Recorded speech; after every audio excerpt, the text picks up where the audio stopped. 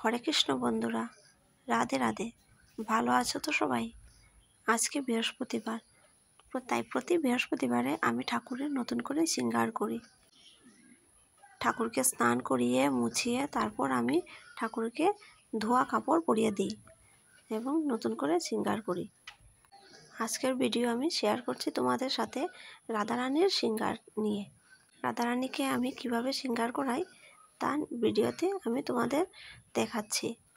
শুধু রাধারানীকে নয়, সবাইকেই আমি শৃঙ্গার করিয়েছি। শ্রীকৃষ্ণ, মা লক্ষ্মী, শিব ঠাকুর এবং গোপাল সোনাকেও শৃঙ্গার করিয়েছি, কিন্তু সবার ভিডিওটা তুলতে পারিনি। সময়ের অভাবে সবার ভিডিও তোলা সম্ভব হচ্ছিল না, তাই সব ঠাকুরের শৃঙ্গার করাতে অনেক সময় লেগে যায়, তাই সবার ভিডিওটা তুলতে পারিনি। তোমরা যদি দেখতে চাও অন্য সময় আমি অন্য ভিডিওতে সবার শৃঙ্গার দেখিয়ে দেব। তোমরা কমেন্টে জানিও কেমন লাগলো মা রাধারানীকে শৃঙ্গারের পর।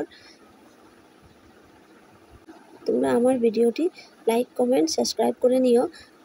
তোমাদের ধন্যবাদ সবাইকে আমার ভিডিওটি দেখার জন্য। সবাই সুস্থ থাকো, ভালো থাকো।